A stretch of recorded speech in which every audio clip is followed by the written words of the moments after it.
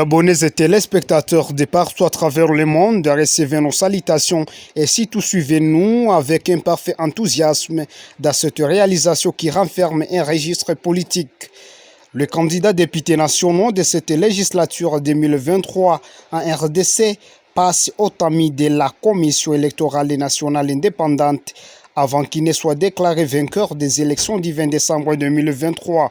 Une opération faite par la CENI et saluée par le peuple congolais, laquelle est l'opération d'invalidation de candidats qui ont suffisamment triché et saboté le scrutin en vue de vouloir exercer le pouvoir par force en dehors de la volonté du peuple. La Commission électorale nationale indépendante CENI-RDC, qui a su activer son filet, 82 candidats députés nationaux n'ont pas échappé à ce filet historique qui expliquerait d'un côté l'alternance et qui paraît comme socle de redéfinition de la jeune démocratie du peuple congolais.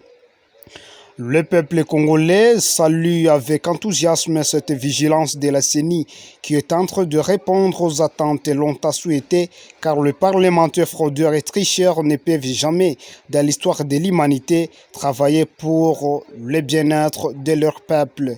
Le peuple congolais, peuple meurtri, est un peuple qui veut changer l'esprit pour atteindre l'alternance comme d'autres puissances de la planète avec une politique plus sacrée et surtout saine, plus différente que celle du Moyen-Âge qui a caractérisé un patrimoine béni des aïeux suite à la politique de tricherie, de fraude et de sabotage d'élections.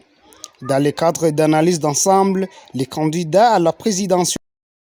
sorti parmi les perdants au scrutin du 20 décembre, Maître Constant Moutamba pense qu'il est temps de sortir de l'ignorance tout en traduisant en justice tous ces malfrats candidats déclarés tricheurs et lui-même va s'y investir en saisissant le procureur près la Cour de cassation pour que ces tricheurs soient arrêtés. Dans ce cadre, la commission ad hoc mise sur pied par la CENI poursuit ses investigations pour pérenniser son opération en vue de lutter que la RDC ne soit pas dirigée par les assemblées issues de la fraude et cela permettrait que le Congo ne soit pas cité comme capitale mondiale de la fraude électorale. Parmi les catégories de candidats saboteurs des élections tombés dans un filet technique de la Commission électorale nationale indépendante CENI-RDC figurent les députés, les ministres, les gouverneurs, les mandataires des entreprises publiques, tous en fonction, et d'autres, les fonctionnaires honoraires.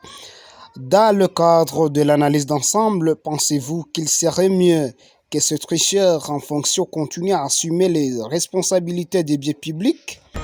Merci de nous avoir suivis, abonnez-vous sur notre chaîne si vous ne l'êtes pas encore et surtout n'oubliez pas de partager cette réalisation.